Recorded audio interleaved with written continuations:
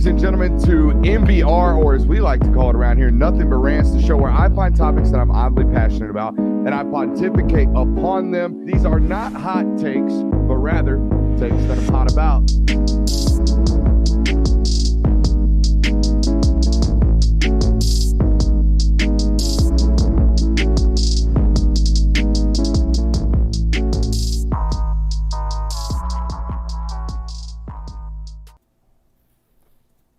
What is up, ladies and gentlemen? Welcome in on a Thursday evening. Last show of the week, best show of the week. It's a little bit hectic around here, okay? I don't know if you guys know about our little team here, but it is that. It is a very little team. We get some help every once in a while, but when it comes to media availability and player availability being at Georgia at 6:45 in Athens, the studio being 45 minutes away from Athens, and me having to be at player availability at 6:45 and be here ready to go at 8 o'clock. It's a little bit different for this network. So Thursdays might be a little bit hectic around here throughout the season, but we are very, very happy to be here with you on a Thursday night. Make sure you're hitting that thumbs up button, subscribe, like, rate, and review, and all that good stuff. It's been a very busy week for me, for sure, as are most, but it's been a very busy week for you gentlemen. The first week of school, right? Yeah, for you guys. yesterday. Started yesterday. Yeah, I mean, it's been day two, so we'll see once this thing really starts to get rolling. So when I was in college, that looks really blue, by the way. When I was in college, there was this thing called syllabus week. Is that still around? Yeah. Is it still something that, you guys don't really do much the first week of school? Is that still a thing? Yeah, pretty much first couple of days, it's just syllabus. Read the syllabus. You might be in class for 30 minutes, and then you're just kind of out of there. Yeah, I had a class that was supposed to end at 2:40 today, and we got out at like 1. So you're not doing anything this week. So what'd you do with that excess time, Kirby? 8. Nah. Grilled chicken, I presume. Next question. It was also a big week for me here at the Austin household. It was the second week of school for our boy Carter. And dead as a doornail. It was a great week here. Second week of school for Carter, and we found out he has a best friend at school. I got to ask him, hey, do you make any friends? He said, yeah, I got a friend. His name is Owen. So my son's only 3, but he very clearly understands, what friends are and what good people are. Speaking of good people, you're great people for being here with us. I'll tell you this much. I want to talk about these things. The show notes are going to be chaotic. We already told you that. But while these things are fresh on my mind, I want to talk about the 2 individuals we had an opportunity to speak with today at player availability, that being Jalen Walker and Chaz Chambliss. Both very, very well-spoken and professional young men, as most of these individuals that we speak to from the University of Georgia end up being, or wind up being, I should say. But the first thing with Jalen you'll notice is that he is the son of a coach, and that is very, very clear. When he talks, when he speaks, it is very evident that one day probably, very soon after his college football career is up and over with, that dude's going to be a college football coach. At one point today, he said, we are trying to make history every single day here at the University of Georgia. It was in reference to a question about asking, hey, what does a three-peat mean to you? Three-peats don't mean nothing around here. History means nothing. We're trying to be historically great every single day. He answered it without a single bit of hesitation. He answered it as if it was 100% truly his belief, because guess what? It 100% is, right? That is a dude that thinks like a coach, speaks like a coach, acts like a coach. It was also interesting to hear him talk about, his transition, being an outside linebacker, kind of a guy that does it all in high school football, to a guy now that's having to play more of a traditional inside linebacker and get after the passer on third down. So it's been a different path for him. Most guys move closer to the football as they get older because they get bigger, right? They get bigger, presumably slower when they do so.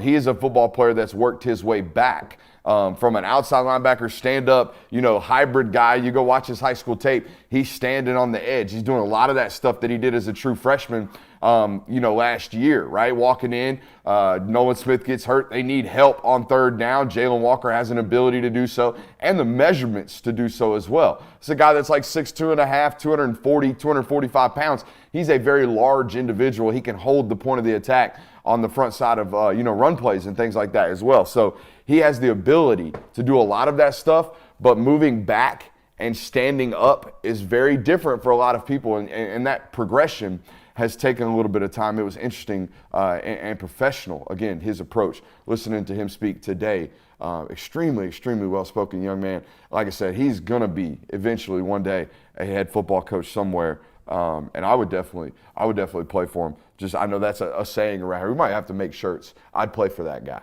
because it's something that we say on this network quite a bit. Not to coach in mid-show, just stay in one. We'll have to figure that after. I don't know what the heck's going on with that thing.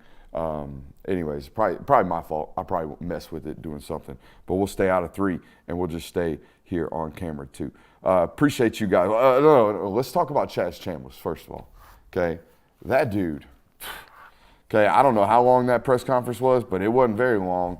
And the reason being, he strikes fear in just about any grown man. All right, I talked last night. Okay, we ended the show talking about eye contact, right?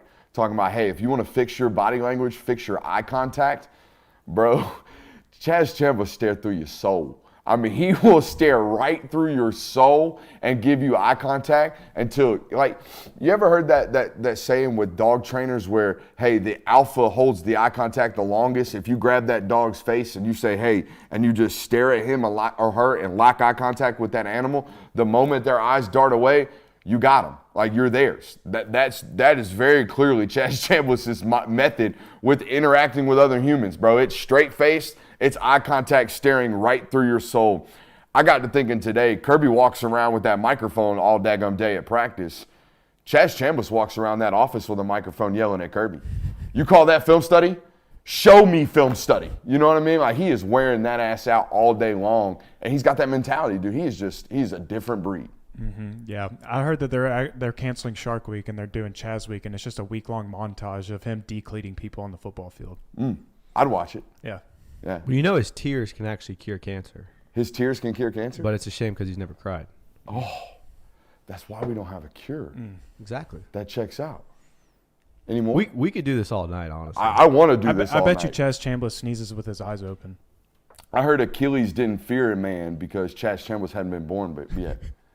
Chaz Chambliss can dribble a bowling ball. What is the ground? Ooh, that's a good one. He can speak Braille. You know how you can like pee into the snow and like write your name? Yeah. You know, we did that stadium tour today. And I walked around the stadium, and actually in one of the concrete footings, it was noticeable Chaz Chambliss had pissed in the concrete. His name, Chaz Chambliss, was here. Oh, like etched it out? Yeah, like etched it out. He's got one of them. Always leaving his trademark. You know, Chaz Chambliss doesn't teabag you. He potato sacks you. You know, Chaz Chambliss has never been stung by a bee because he doesn't know what pain is. So we don't know if it's true, but it's never happened. The only one to cry at Chaz Chambliss' birth was a doctor that slapped him. Chaz Chambliss sleeps with his pillow underneath his gun. There you go. That was a good one. I like that one. I was seeing which one of y'all was going to win that duo. Y'all started battling out. Oh, most of those are stolen from the Discord, to be honest with you, man. The Discord is a good little joint to be taking the comedic genius from. In all seriousness, that's a dude that, you know, he was asked about becoming a leader in that room, that outside linebacker room, right? Nolan didn't play last year, but he was certainly a vocal presence. He was certainly not going to be one that wasn't talking. Chaz, very, very different. Chaz is very much so a lead by example football player. Watch me work. That's how you should respond. That's how you should do it. Not like a, hey, this is how it needs to be done, vocalized type of football player or leader. He spoke about that to some length today. Nothing was at major length. Again, it was very much so. It was almost like talking to Glenn Schumann, but Glenn Schumann at least pretends he wants to be there. Chaz was not. Chaz don't pretend nothing. You know what I mean? I asked him about his work ethic. He is commonly known. I think if you talk about both sides of the football and you were to ask anybody in the building, hey, offensively, who's the hardest worker? Brock Bowers, simple as could be. If you ask that on the defensive side of the football, you'll get just as quick of an answer with Chaz Chambliss. It's been known since the day he got on campus that dude's a little bit different. Dude works a little bit different. And that work ethic, we asked him about it today. It comes from his father. His father was a drill sergeant. He passed away a handful of years ago, but that idea of everything in life that is worth something requires work, right? Work and worth are very directly tied in this life, and that's something that's been instilled in him, and you can feel that. You can see that in his presence when you talk about it and when you talk to him. And you can feel that passion about working hard when you talk to him about his work ethic. So thoughts on what Chaz is going to be this year? I know he's holding off a really, really talented room. It's almost like it's not quite like the Xavier Truss thing, where Xavier Truss held off guys like Micah Morris and Dylan Fairchild, but it's very similar, right? We're playing a jack position that guys like Marvin Jones Jr. are at, guys like Sam Mpimba are at, guys like Damon Wilson are going to have an opportunity to play at. And here we are, Chaz Chambliss, a lowly 4-star, if you will, at the University of Georgia. Thoughts on his upcoming season?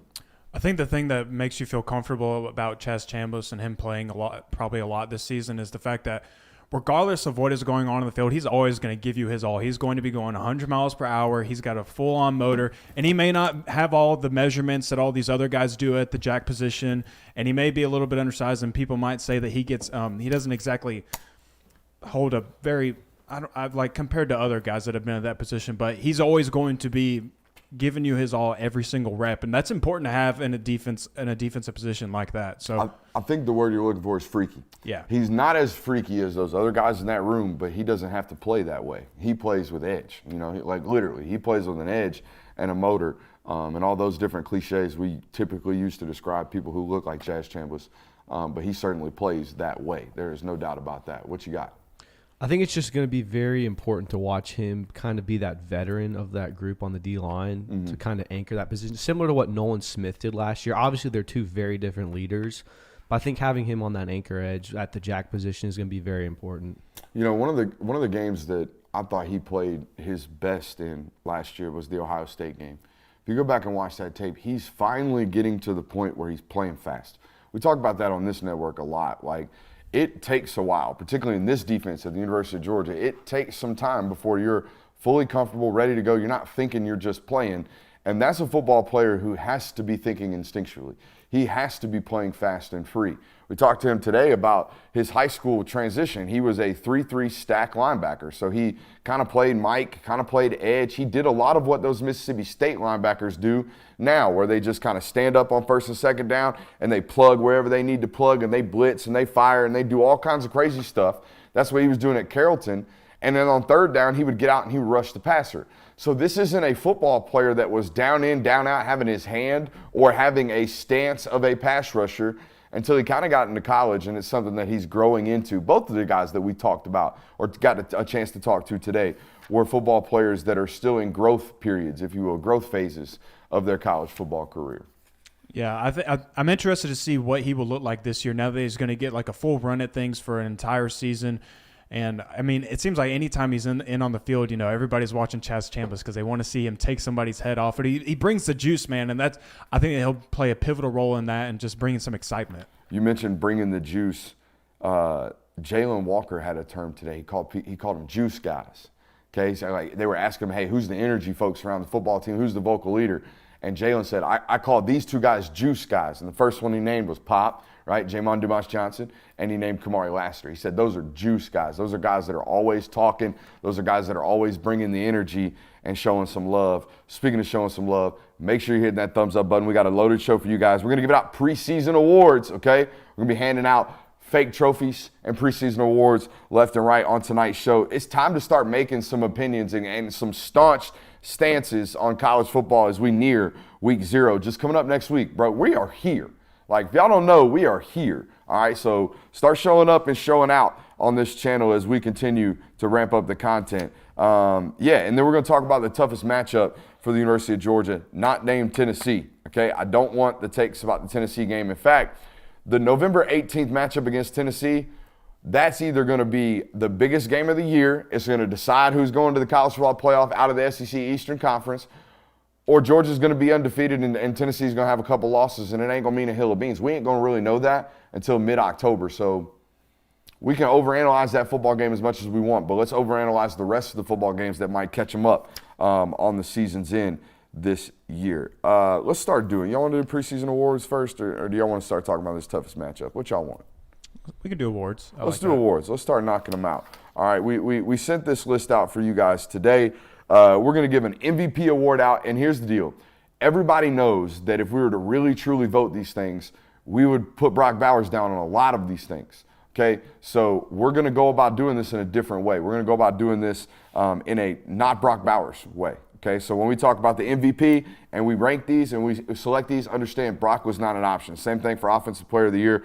Let's start and kind of build up to the MVP. Let's start with the Rookie of the Year. Which freshman going into the season do you guys think has an opportunity to stand out and be the guy, overall? Doesn't necessarily have to be offense or defense, just overall, which freshman is going to have Rookie of the Year status?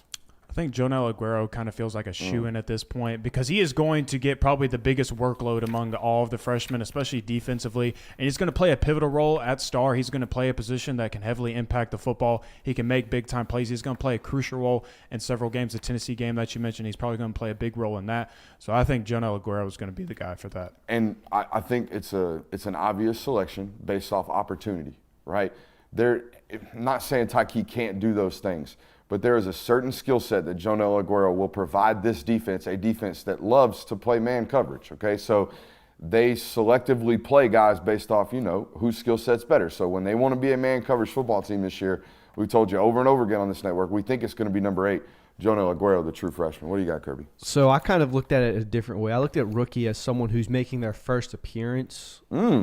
So that's why I put Carson Beck would be the Rookie of the Year. Look at you audibling. Which is kind of a shoe-in, kind of obvious. Jonel Aguero is also a great choice. I think he's going to be the most impactful freshman this year, especially on the back end, sort of like what Malachi Starks did last year. But I think Carson Beck, obviously the hype around him, he could have a Heisman season. So I think his first appearance as the true starting Georgia quarterback, I think, is what's going to make him Rookie of the Year. Not going to lie, think that's cop-out. Think that might be a late adjustment. Did you have Jonel Aguero? I actually had Carson Beck, but when you said freshman that's going to make the biggest impact, I was like, shit, all right. You know what that is? That's on me. That's on good. me for lack of communication. You know what my coach used to say about communication?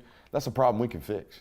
We can fix communication issues, baby. We just got to talk. That's it. That's all we got to do. We'll get that wrapped up. Because, if you think about it, though, other than Jonel Aguero, what freshman do you think is going to have just the guy I got on the list? All right, Roger Robinson.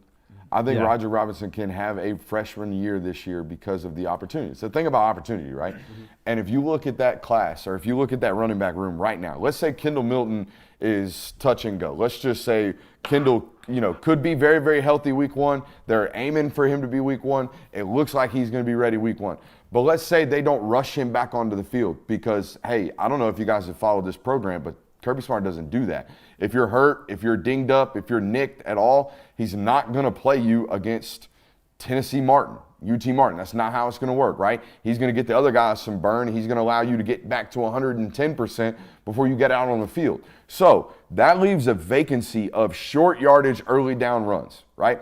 Guaranteed automatic give runs. That leaves a vacancy for first down backs, right? The Thunder that was the Thunder and Lightning combination that Georgia's been using under Kirby Smart since he got there in 2016, right? They've always had a first down, kind of a primary carry back and a what we call gadget back, right? They've kind of always had a 1A and a 1B, right? And 1A right now is hobbled. And there is a 1A sitting on the depth chart that looks oddly similar, just a lot heavier, to Kendall Milton, and that's Roger Robinson. So if I were a Vegas odds maker, or a Vegas gambler, right? Or if, let's say, I liked Prize Picks, and Prize Picks had an opportunity using promo code Brooks today where you'll get a 100% deposit match. If they had an opportunity for me to take the over on Roger Robinson's total yardage this year, I would probably take it, again, based off opportunity. I think we've talked about it on here before, and I know we're getting to a point now where we say that a lot, but we've been doing a lot of content over the years. And what have I told you about freshmen playing, right?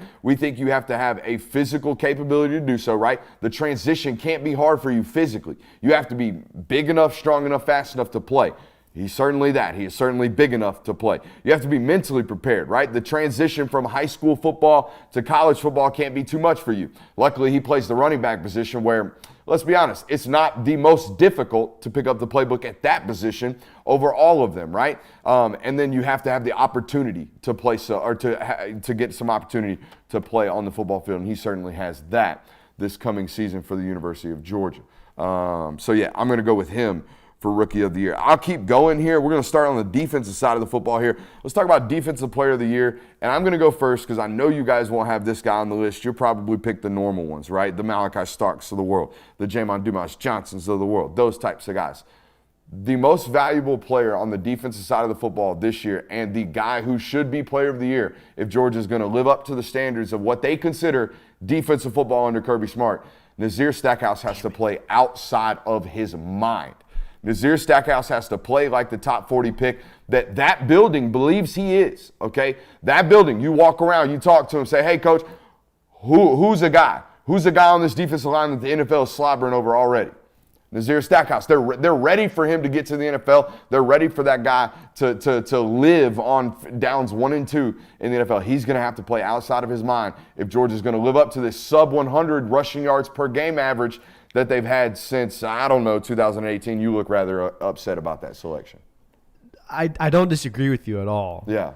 I'll talk about Nazir later. I looked at Defensive Player of the Year as someone who's going to make the most plays and the biggest impact. I either think that's going to be Javon Bullard or Mykel Williams. Obviously, those are the obvious choices. I also think the cornerback that starts opposite of Kamari Lassiter, whoever that may be, has the opportunity to do that, though, as well, because people aren't going to be attacking Kamari Lassiter as much as they will, so they're going to get a lot of opportunity. Dude, they weren't attacking him last year. You know, like Keely Ringo's an NFL football player. He might start this year or get some playing time for the Philadelphia Eagles. You go back and watch that tape. They're hunting 5. They don't want 3. They want no business with number 3. If they were ever doing downset hut, chuck it up, which is what most offenses result to because they don't the idea of consistently progressing down the field against Georgia defense is virtually impossible. So it became downset hut, chuck it up. Downset hut, we're going to throw that thing up. And a lot of those throw it ups were attacking 5. They were not attacking 3. Yeah, so that's why I think whoever starts opposite side him could get a lot of, like you said, opportunities. And if they're the real deal, they'll be making plays this year. Absolutely. I did go with Pop for my Defensive Player of the Year, but I did so because I think he is in store for a Buckus Award winning type season. I think he could be the third Bulldog to do that. And I also say that because if you look at the seasons prior to Roquan Smith winning it and Nakobe Dean winning it, he had a very similar stat line than that those two had those years as well. So I also think like Georgia's kind of seeking, like, the linebacker position has been the heartbeat almost of Georgia's defense. Those are these guys.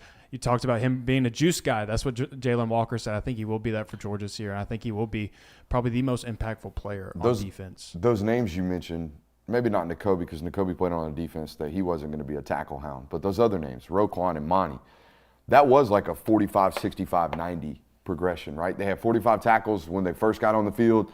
Then the next year it was like 65 tackles. And the next year it seemed like those guys made every single play. He very well could have that opportunity this year, particularly in the early run, right? In the early run of things here, he's going to be the guy. Not that Xavier Story is not ready for this opportunity, assuming that Smile Mondon's not back for game 1, which it doesn't really look like that's going to happen based off the fact that he's not quite a full participant in practice today. So that's going to take a while before he's ready to go, I would imagine. There's going to be a lot of plays where it would have been a half tackle for JDJ because Smile's right there. That's now a full tackle because Xavier Story might be a step behind for the first 3 or 4 games. Again, they need reps. Xavier Story needs reps before he's hunting down and competing with tackles for a guy like JDJ. Not that it's going to be that drastic of a difference because I don't believe so. But, yeah, from who's a great player on this defensive side of the football and who's going to have massive amounts of impact, Jamon Dumas-Johnson, a.k.a. Pop. Can we just, by the way, as an audience, all right, we've trained you up on Give 'em 3. We've trained you up on, a lot of football on the board. We've trained you up on personnel counts. Can we train you up on nicknames like Pop? It's just so much easier than going Jamon Dumas-Johnson or JDJ because the JDJ thing don't even happen around the building. He's called Pop. Mm-hmm. Yeah, I think we should just stick with Pop. All right, so from now on, it's a fine. I don't know what the fine system is around here. Maybe some push-ups for my fat butt. Maybe you have to eat some candy. And I don't know, we'll make you listen to rap music and dance in front of everyone else. That's the worst one of all of them. I know, it's pretty bad, isn't it? Damn. So you better not be wrong. Anyways, no, I think, I don't even know what we were talking about. But Nicknames. I think Pop by far is the best nickname of all those guys, except for apparently Chaz Chambliss' nickname is the White Wolf. Yeah, the White Wolf. Ooh, that's cold. That is. That is cold. Especially because they're the Wolf Pack, and he's I like that. He got the You get it, right? No, I get it. I definitely get it. Just making sure. Yeah, no, it's not light-handed. You know what I mean? It's pretty heavy-handed there, but no, he is. I wish he'd grow his locks back out, his dreadlocks. Yeah. You know what? No, those cornrows. Yeah. I wish he'd grow his cornrows back out. Bro, he fit the part. He looked like psycho. And I know he's a psycho, but now he's got a shaved head, and now he's just a scary dude. But I want Psycho back. I think we'll get some Psycho Chaz this year. Yeah, I think we will. I think we'll get some. He talked about playing in space, right? Having to cover guys last year. And looking back at it, he didn't do great at the start of the season. But as the season progressed, it looked like he got more and more comfortable in that type of situation. Let's talk Offensive Player of the Year. I'll go first here, and I'm going to cop out here because I think if one of these guys has a great season, it's because of the other guy having a great season. Kirby Smart talks about third down efficiency. I think with the way things are set up offensively for Georgia this year, I think you're going to live in 3rd and 4. Okay, you're not going to be in 3rd and 10s. There was a lot of times last year where, hey, 2nd and 10, Stetson Bennett's trying to take a shot, make a play. Now we're in 3rd and 10, and he's trying to, hit a dig over the middle. Carson Beck's going to play on time more than any quarterback you've probably watched since, I would say, Aaron Murray. Okay, so this dude's going to be in 3rd and 3s, 3rd and 4s, 3rd and 5s. And in that situation, considering the running back room currently, I think his best bet and the best option for this football team is going to be Dominic Lovett. Okay, so Dominic Lovett is going to have a year where 3rd down is going to be his down, right? In my opinion, that's the best option for an immediate who's going to be open. Who is our best route runner and space creator immediately right now who can show grass and who can and run to grass immediately? I think Dominic Lovett and a combination of Carson Beck being offensive or having Offensive Player of the Year caliber seasons is going to be vital for this team's 3rd down success rate, which spoiler alert, I've already said it, I think Georgia's going to lead the country or lead the nation in 3rd down efficiency. I think that's how good of a processor of information Carson Beck's going to be this year. Also, it's going to become a point where teams are just going to blitz the shit out of Carson. That's what they're going to do. They're going to think, hey, lack of mobility, let's not give him time to dice us up. That's going to be a great opportunity for guys like Dominic Lovett and Cash Jones. I think that is the matchup this year I'd be paying attention to. When thinking about lists for Georgia, it's kind of hard because on both offense and defense, they really don't have just like one singular guy outside of Brock Bowers on offense that just like carries the load more than other guys. But so part of that reason is why I went with Carson Beck to be the Offensive Player of the Year, because if Brock Bowers is going to be as successful as he will be this year, if Dominic Lovett is going to have a big year, I mean, of course it's going to have to stem from Carson Beck. He's waited his turn for this opportunity. He's earned it at this point, it feels like, and I think he's just ready to go out there and rip it on Saturdays and have a big season. Yeah, I mean, I wanted to kind of be abstract in this one, and I think that the addition of Ra Thomas and Dominic Lovett and Mike Bobo being the OC and Carson Beck, all these guys getting attention is kind of taken away from the fact that I think this is going to be Ladd McConkey's best season yet. And he's been the most consistent receiver for Georgia over the past 2 years. So I think Ladd McConkey will be the Offensive Player of the Year, not named Brock Bowers, obviously, because it's Brock. So, You know who Ladd might be the most misunderstood football player that Georgia's had in a while. You see him and people are like, oh, Wes Welker. You know what I mean? Oh, slot guy, gets wide open. That's not how Georgia's ever used Ladd. What's the first play you remember of Ladd McConkey's career? First big play. First big play I remember of Ladd McConkey's career, it was The Auburn play. Auburn, double move. I remember UAB when he had the I remember what it was, but he ran an out route kind of. Yeah, and just out and up. Yeah, out and up. And just double kinda, move. Yeah. Okay, TCU touchdown, double move. Tennessee touchdown. Tennessee touchdown, double move. Okay. Guess who's a great route runner? Guess who has really, really good quick acceleration? Guess who's got great top end speed? Guess who is not a yak guy? Ladd McConkey. Ladd McConkey is a vertical shot player. That's how Todd Monken used him. We've told you, you want to see how a football team actually thinks a football player is. The guy who gets to see him the most and call plays for him, design offense for him, is the offensive coordinator. So watch how offensive coordinators choose to use athletes. You'll understand what they believe that athlete can do. The last 3 years, 3 years, Ladd McConkey has been used as a double move, vertical shot football player. I don't know what the comps are for him. I was talking to a source at Georgia the other day. The one that they're using when NFL scouts start coming in the building, the name that they use, Victor Cruz. Do y'all remember Victor Big Cruz? salsa. Yeah, Mr. Salsa. Victor Cruz 8 in the NFL, burning NFL DBs. That's what they think Ladd McConkey can do on the next level, and he might just get drafted to do those things. I like that pick for Offensive Player of the Year out of you right there. All right, before we do MVP, a.k.a. not named Brock Bowers, let's talk about the Coach of the Year. All right, this could be head coach, position coach. I don't really care. I think of one name particularly based off the way the roster looks right now, and it's Dale McGee. I think Dale McGee is going to have a tougher job than most from a standpoint of they're going to play a lot of football players. So you're going to have to prepare a lot of football players. Whereas like the offensive line, I got to prepare 8. I got to prepare 8 guys, 7 or 8 guys to play 5 positions. He's going to have to prepare 6 guys to play 1. You know what I mean? And that's a really, really tough task, while also asking that guy to do what is required on the circuit and on the recruiting trail for a Georgia football coach, particularly one that has 3 commits in the active class. Dale McGee's about to work his ass off this fall, and he's going to basically make every dollar he's being paid right now because it's a big fall for Dale McGee. Anybody else? I went with Trey Scott on this one because I think people have some lingering questions about the defensive line, but I think Trey Scott also has created a great track record of showing that he can develop players and he can get them in the right position.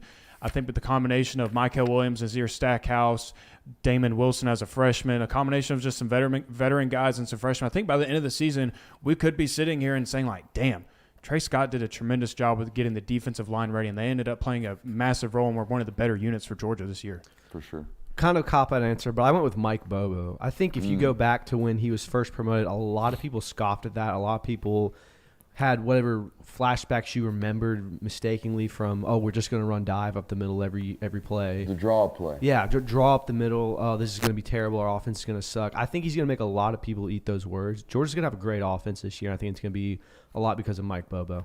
It's one of the things I've kind of, and not that I'm new to this space, right? I've been here 4 years, but I was just a casual observer of things when Bobo was here the first time. And you talking about misconstrued. You'd think that guy sucks at calling offensive football. Like the way Georgia fans talk about Mike Bobo is reckless. The way they talk about his performances. Guys, he was so good at offense, he became a head coach. You know who does that? Great coordinators. That's who. All right? And, I mean, he's had a career arc of, yeah, we need a good coordinator. Who do we hire? We hire Mike Bobo in a pinch. Like, that's what he does. If Georgia makes it to the national championship against Notre Dame, nobody says any bad things about Mike Bobo. No one ever complains about Mike Bobo. Yeah, it's also, going back to the Georgia fans thing, for whatever reason, if you get on their bad side, you can never get off of it. We saw the same thing with Stetson Bennett. Stetson Bennett had to win a national title, had to win 2 national titles before people actually started saying, okay, he might have been a good quarterback. Even after the first one, they're like, it's all the defense. He needs to leave right off into the sunset. I think Mike Bobo kind of went through the same thing where he gave you a lot of good years of consistent offensive play, but maybe the one down, you're like, oh, he's terrible. Get him out of here. He's dragging us down. So I think he's kind of suffering from that same situation that Stetson Bennett was. You talking about Stetson. There are still people on social media that are out here talk about how he doesn't have talent or whatever. I hear national analysts sometimes say things like, Georgia somehow won 2 national titles based off like roster acquisition and roster talent, and it didn't really have much to do with quarterback play. And I'm like, how many more times does it have to take for you guys to pay attention and be like, no, that's a ball player, bro. That is a football playing SOB, and he's going to live in the NFL for a while. Again, please go watch that film study. We did a full 30 minutes on Stetson's debut. And a lot of that is what is required to play quarterback. There's a lot of knowledge in there, period. Not just about Georgia football, but about football in general. So go check that out here on the channel. It's really, really good stuff. But no, I think you're right. But Bobo does get it's like a stain. It's like an unwarranted stain too. It's like, why? And if you go and look at the stats, like what he did with that 2014 offensive roster with like Hudson Mason at quarterback, which no disrespect to Hudson Mason, but compared to what Bobo had in years prior, Hudson Mason doesn't exactly live up to that standard of Stafford or Murray. I mean, that was one of his better offensive years statistically. I know that they had Nick Chubb and they had a loaded running back room, and that's kind of what they leaned on, but they still put up numbers with that offense. So I've really never understood the Bobo hate. Yeah, it's going to be interesting to see if Georgia does have a good offense. If they have the offense that we all think they're going to have, it's going to be very interesting to see those people go very quiet. Aaron Murray, friend of the show, but obviously doesn't watch the show, texts me in the middle of the show. Just unprofessional. Just unprofessional. I'm trying to do a job here, man. Can't you see? Some of us work. What'd he I'm just say? kidding. Nah, he's asking about tomorrow's show over at Athens Ford. Hey, if you want to come get Aaron Murray's autograph and watch me on his show tomorrow, what a weird thing. What a weird thing. Hey, can you come out to Aaron Murray's autograph signing and help him do a show from Athens Ford? Hell yeah, TPL. Let's do that, baby. Show up tomorrow. You doing 10 any a.m. signings? Say what? You doing any signings? You know what? I might sign him. You might know, have to bring a couple- shake some hands, kiss some babies. Bring a couple Sharpies. I doubt it. I've been asked for 2 autographs. I think they were trolling. Wouldn't it be funny if one of us like got the football and we were like, "Don't sign in the sweet spot though. We're saving that for Brooks. We want his signature there." He wouldn't know. He wouldn't know. He's met you guys, but I don't know. We'll tell that story one day, maybe. What do you I have don't you know. sign? What they have you sign? Me? Yeah. Oh, what did they have me sign? They had Yeah. me sign the program for that day. It was G-Day. Like I said, I think they were trolling. Okay. You know, which is cool. If y'all want to troll me in public by asking me to sign your autograph, I've been practicing that bitch for like 15, 20 years. So please, by all means, if that's the troll, that's fine. Just don't call me fat. That'll hurt my feelings. Yeah, if you want Brooks to sign anything, he loves signing potatoes, so make sure you give him those. It's such a deep cut. It's such a deep cut. But based off the numbers tonight, we ain't got nothing but OGs watching. And I appreciate you guys for being here. It's been a long week, dude. People are tired. Bro, it's been a long And week. the dogs are on TV right now. The Philadelphia Eagles are playing. That's true. There's a lot of content going on, but you know what? We compete. That's what we do around here. We compete. We get after it. We produce content like nobody's business, and that's the way we like it. I haven't given my MVP for the year. Yeah, we haven't gotten to that. We haven't gotten it at all. No. For nobody. All right, let's start with you guys. MVP, let's start with the doctor. Dr. J. Will, what you got for me? I have a feeling I'm going to step on your toes here because I think you and I have the same one. But I put Nazir Stackhouse for MVP. Yeah. I'm sorry, but the way I just looked at it was I was trying to think of who could be an MVP outside of Brock Bowers, and I looked at it from the perspective of if you removed someone from that position group, who would have the greatest impact? And I think it is Nazir Stackhouse this year. Same reason why you picked him for your Defensive Player of the Year. It's the same reason why I think he's going to be the most valuable player for Georgia this year, being the anchor of that defensive line. And he's going to need to make big plays and hold it, like plug gaps, do everything and to really help that group sustain the success that they have built. So I think it is Nazir Stackhouse. Did you read my notes? Like, that's pretty much exactly what I put. Hey. And I thought I was being abstract by thinking, Me too. no one's going to put the defensive tackle that isn't Jalen Carter, isn't Jordan Davis, doesn't have the same hype. But That's why he's the pick. Yeah, I guess everyone That's else. why he is so valuable this year. Yeah, I guess I'm not special. No, you're both thinking the right way, right? I mean, this is we tried to do it. I don't know if we do a good enough job of quantifying the importance of the nose tackle and what they do. What they do at Georgia, the 4-2-5 mid-front defense, is predicated on a lot of things, but it is really predicated on the nose tackle being able to account for 2. If the nose tackle is not good enough to take the center and the guard on 100% of rundowns, you will get gashed. You will get gashed in the run game over and over and over again. It's what happened to you, by the way, in the 2018 season before Jordan Davis was ready to play. If you go back and look at those stats, you're giving up like 140 rushing yards per game in 2018 before Jordan Davis starts. And then the moment that big old joker gets on the field, you're sub 100 the rest of his career, and you've been sub 100 since then because of nose tackle play. So I know it's boring. I know you don't really watch it on Saturday because he's down there in the pit and he's in the confines of the offensive line and defensive line, so you don't watch it very closely. But nah, dude, that is a vital role. Have I filibustered long enough for you to come up with a second MVP? I didn't know I was supposed to come up with a second MVP. Well, now you're learning. All right. Well, then second MVP is going to be. How about you filibuster and think about that some more? Second, all right, no, I got it. Second MVP is going to be Amarius Mims. I like that. Because I think if he goes down, you're going to have some holes on the offensive line, and tackle position is one of the most important that you have as a quarterback. So I went with the other side for that very reason, right? There's a quote-unquote position battle going on right now at left tackle between Ernest Green and Austin Blasky. Ernest Green's ability to protect the backside of Carson Beck will be vital this year. I know, look, I'm the biggest Carson Beck fan that there is. I'm the biggest, truest believer of something that we haven't seen. Okay, I have faith. That's what faith is, right? The ability to believe in something that is unknown and unseen. I have faith in Carson Beck. But I'm not going to sit here as an evaluator and tell you that he is fleet of foot. All right, he is a 4.8 runner, and he is 6'4", 225 pounds. But if there is one concern about his play style, it's whether or not he can make the first free defender miss, right? That first guy that comes completely unevaded. Hey, can you do something to put some shake on that guy and extend the play when that happens to you? Because this is college football, and that's going to happen to you in critical downs occasionally, all right? Particularly if your left tackle, who all signs and reports say that it's probably going to be Ernest Green, all signs and reports also indicate that if there is one area of his game he struggles with, it's pass protection.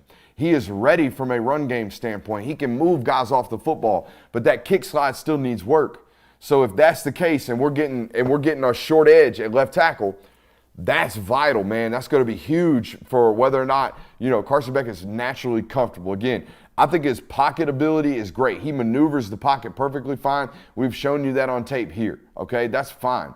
But when we're giving up immediate pressure, immediate rushes, what does that type of athleticism, that suddenness, right? That's the word I would think about. Suddenness. What does that suddenness look like from Carson Beck? Those things get simplified and solidified when you have a left tackle that is a nice wall over there on the left side. So that would be my, MVP, if you will, from an offensive perspective. And I know we didn't split it up, but you guys already hit Naz on the defensive side of the football. Naz. It's Nazir, so we're going to go Naz, right? Yeah, we'll go Naz. I think either tackle positions are really good picks. Marius Mims being one of them, just because we know the ceiling that he has, and really getting to, like I said, for a lot of these guys, is getting to finally see like a full season workload from him, and just seeing how dominant he can be. But I also like the Ernest Green in the left tackle position as well, because of course the left tackle spot is one of the most pivotal position on the offensive line. Yeah. I mean, yeah. Shout out blindside. Backside tackle is the most important player in football other than the quarterback. Insurance, baby. Yeah, I know. We talked blindside the other day, and of all the slimy, somehow Hugh Freeze snuck out of there. I went back and watched it. We didn't mention Hugh Freeze once. The fact that the reason he's in college football is because he was Michael Orr's high school football coach. Like, whoa. That's You didn't know this? This is a revelation for you, huh? No way. Yeah, dude. Hugh Freeze got hired as an off-field analyst at Ole Miss the fall that Michael Orr enrolled at Ole Miss. He was his offensive coordinator in high school and finagled his way into college football because of it. So wait. So Leanne Tui called Hugh Freeze on the phone mid-game and told him to run the ball? Run the dang ball, Hugh. That's how it actually worked. Okay, so I always thought his name was Bert. Nah. Hollywood, bro. I didn't know that. That's crazy. Yeah, nah. That's what was wild. We did all that slimy, sleazy talk, and Hugh Freeze just snuck right on by. I did not know that, dude. I'm actually mind blown. Yeah, dude. Google it, Briarcrest. Look at the wikis. They are identical. He's actually one of the many reasons why this was common. This isn't Ole Miss's specific style of cheating. Everyone did this. You want a high level recruit, hire his position coach as an analyst. This was a long known secret of cheating in college football, so much so that they put a rule into place, right? If you are a high school football coach or a trainer or anything like that, there is a certain moratorium period you have to wait after the player that you are directly connected with has gone to college, all right? There's like a certain space period now that the NCAA put in there. So believe it or not, the NCAA does something useful every once in a while. All because Hugh Freeze is a little slimy bastard. The more you know. I knew about the Hugh Freeze thing, but I didn't know about that rule. That's interesting. There's a rule now. A lot of high school coaches are impacted by it because they're high enough quality to be in college. But there are, we've been pumping out college D1 players every year for 5 years. So that wait time just keeps going on down the road. And it's important to have those rules because of things like this, right? Let's talk about this toughest matchup, okay? Everyone has that November 18th matchup against Tennessee in Knoxville circled as, hey, it's going to be difficult. I've already kind of given you my opinions. We don't know. We really don't know. Like Joe Milton looks like he's going to be something. The offense looks like it's going to be something. But they might have to score 50 a game. What's the offensive line look like, right? We'll know far more about Tennessee moving on down the road, and you'll kind of get a real good feel for that in the middle of October. But when you look at the schedule right now, outside of Tennessee, is there a matchup? I know there probably is because I've tasked you to do this, but where's the trip up? Where's the team that is equipped to handle a team like Georgia this fall? You want to go this time since I stepped on your toes last time? I mean, yeah, I'll go ahead and go first. So I think everyone kind of points to Ole Miss being the next best team on Georgia's schedule, but Georgia just rarely loses in Athens, and teams usually don't have success running the ball in Georgia. If the run game is predominantly what you have as your main weapon, it doesn't usually work against Georgia. Ask Michigan, ask anyone else. So I went with Auburn, even though Auburn's going to have a really bad roster this year, and they're going to be working out kinks with Hugh Freeze. It's the first true road game, and I think Hugh Freeze is a good enough coach that's going to give some issues, which also Kirby Smart has not beaten Hugh Freeze. Hugh Freeze is the only active SEC coach that Kirby Smart has played and not beaten. Hadn't played him. He played him at Ole Miss in 2016. Oh, yeah, that's right. They came to Georgia, right? Yeah. No. They went to Miss. Oxford and got their ass kicked. I was speaking of getting my ass kicked. I was busy getting my brains beat in. That was my last year of college football. So that was actually the first loss of the Kirby Smart era. I was a little preoccupied. But yeah, so I think, and obviously Auburn is a very hostile environment. It's first road game of the season. I think I've already said that, but that could be somewhere where things kind of trip up. You get comfortable going into it. So that's what I think is going to be the toughest game of the schedule. First time Georgia's played Auburn at Auburn without Bo Nix in a long time. And Jordan Hare, you guys have the long history of being a Georgia fan, now covering them. But Jordan Hare's always been a little spooky. Spooky for Georgia fans, but not with Bo Nix. Like, Kirby Smart boxed the lights out of Bo Nix. Like, it's just too much. Well, now that you mention that, the last time Georgia went into Auburn without Bo Nix, they lost, which was 2017. So that's eerie. That's what I'm saying. Like, that was the one note. Auburn is pretty spooky unless they have Bo Nix, and that shit don't fly. Like, Kirby Smart, those types of quarterbacks, they don't fly, which is why the Peyton Thorne decision to become the starting quarterback there today over the I'm forgetting buddy's name. Robbie Ashford, right? Robbie Ashford, very Bo Nixy. They did the same game plan to Robbie Ashford as they did all them years against Bo Nix. Hey, you want to be a scrambler? We're going to make you a scrambler today, and you're going to have to outrun our linebacking core that all run sub 11 seconds in the 100. He has always eaten those, outside of Johnny Manziel, he's eaten them quarterbacks alive that aren't processors. You have to be able to stand in the pocket and deliver strikes if you're going to beat Georgia as a quarterback. Yeah, I think there's definitely an argument for Ole Miss because of the run game, and Quinshon Judkins, probably the best back in the SEC. So that strikes some fear in you. But I went with the route of South Carolina for this reason, because first big game of the season, first big start for Carson Beck or any of the starters for that matter. And also, it's early enough in the season to where South Carolina can still ride that way from last year. They're still feeling the juice and from the momentum that they built up at the end of last season, to where they haven't exactly had a whole lot of opportunity to get punched in the face and come back down to earth. So they'll be juiced up for that game, even though it is at Sanford. That is a big plus for Georgia.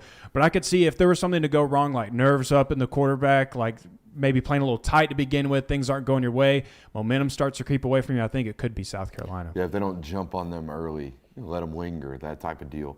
The other thing we've heard, or at least I've heard out of fall camp up there in Columbia, is that Marcus Satterfield's offense was very much so NFL-based. It was very much so what we talked about the other day, right? Hop to king, gun right, 52 all-go special XZ. It was long. It was lengthy.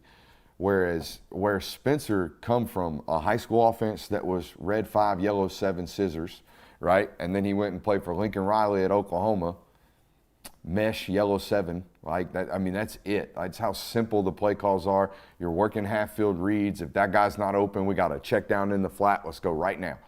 That was very much the offense that he had success in at Oklahoma. When they started giving him lengthy play calls under Satterfield, things started to slow down for him. The offensive coordinator now has gone back to yellow 5, yellow 6, red 7, and it's allowed Spencer to play more like Spencer wants to, which here's my problem with the idea that South Carolina is going to beat Georgia. Offensive line, defensive line, not quite there, even though their defensive line has a bunch of career starts. Like, there's a bunch of dudes that played a bunch of SEC football on that defensive line. Offensive line-wise, not going to be able to protect. And we saw that last year against Rattler. He was running for his life most of those 4 quarters that he was in that football game. But I like the Auburn pick. I've given the Ole Miss take over and over again. Kentucky, maybe, and Devin Leary. That game's at home. You talked about it. Georgia doesn't really lose at home very often. But there's a lot of hype around the Devin Leary stuff. And he is an NFL talented quarterback. I don't know if he's an NFL quarterback. We're going to find out this fall because the NC State stuff just shows me that he's talented enough to be in the NFL. It does not show me that he's consistent enough to do so. So we'll see. Yeah, going back to that South Carolina, I almost did pick them to kind of be the toughest challenge, but then I realized that is the first challenge of the season for Georgia, and they almost never fail the first challenge. They almost always get up for whether it's an okay South Carolina, whether it's Oregon the first game of the season, whether it's Clemson a couple of years ago. I feel like anytime a Kirby Smart team runs into its first real challenge, they always get up and they always strike out for it. The real problem is where you get to midseason and it's kind of, you're loafing. You might not have you're a 15-point over Missouri's a 15-point dog when you're going in, and you don't really have to try hard, but next thing you know, you're in a dogfight. Games like that, I think, is where they're more worried about. So that's why I went with Auburn. Sneaky. Yeah, the sneaky. The sneak up. I want to give a shout-out to Marion Campbell in the chat right now. He says, Bo Picks was our secret weapon. And I want to challenge the chat with this question. Which quarterback were you more happy to see starting for one of your rivals, Bo Nix or Reggie Ball? Interesting. Because both were Reggie Ball literally won a football game for Georgia. He threw the ball out of bounds on 4th down. So there's that. But Bo Nix, man, nothing made me feel more comfortable as a guy who has to pick games than being like, ain't no way that this dude's going to survive for 4 quarters, run around like a chicken with his head cut off. So the Bo Nix one was super, super refreshing for me because at least Reggie had Megatron. At least that guy might give you some issues, but damn, Reggie Ball was bad. Yeah, poor Bo Nix just never even had a chance against Georgia. And then it's probably even worse because he went to Oregon. He thought, all right, I might have a better chance here now. And then worst loss of his career, and it happens against Georgia. His best shot was 2019 when they were in Auburn, and I think that was a 1-score game. Dude, they ran 75 plays in the second half. Auburn did in that game. Yeah. Because what was happening was that was still that era of Georgia football where if they were up 21 points, the game plan offensively was run, punt. Run, punt. We're just playing math. There's no way you have enough possessions to score consistently on our defense. Our defense is so great. Run, punt. Right? That was the Jake Fromm, DeAndre Swift. Oh, we got Andrew Thomas, Isaiah Wilson. We'll just do this. Right? That was those years of offensive coordinating, and that is not what they are in now. That was a big game for Trayvon Walker, I think. That was almost like his big Trayvon Walker had a big game that night. Tyreek Stevenson had the best game from a star that I've seen in a long time. I mean, he did everything that they want the star to do. He rushed with efficiency. He played they used to do this thing where they'd stand him up over the true zero. They'd stand him on 3rd and long in them simulated pressures, and then they duck that dude and make him play the cover 2 hole, the Tampa hole. They did so much fun stuff with Tyreek Stevenson. And I know he got drafted in the 2nd round, and I know everything went great for him at Miami and all that. God dang, dude. You were the dream star at the University of Georgia, and they really only got 10 games out of you at that position. And that's just, to me, that's heartbreaking to me because I love watching cool shit. And did Kirby Smart do cool shit with that dude. Yeah, especially considering during the 2020 game against Cincinnati, he made some really big plays. At corner. Had you feeling good taste left in your mouth after that season. You're like, man, excited to see what Tyreek Stevenson does this next year. And then he dips out for whatever good reasons for himself. Again, glad that things worked out for him. But yeah, it would have been nice to see him stick around in the red and black. From my understanding, that was the disagreement. He wanted to play corner. They wanted him to stay a star. Because if you remember, that was the I think either Eric Stokes or Tyson Campbell opted out for that football game. One of them played, one of them opted out. Either way, there was a position of need opened up, and Tyreek got to play corner that game. Played relatively well. Like you said, had the big breakup, and then goes on down to Miami and does what he does for 2 years, ultimately to be a 2nd-round draft pick because he did test like we thought he would test. I mean, he's a special football player. Special network here on the Film Guy Network. Hope you guys have enjoyed it. We got another show, another hour coming up in about 5 minutes right here on the channel. Don't miss out. Hit that like, subscribe, rate, review button. Love you. We'll see you.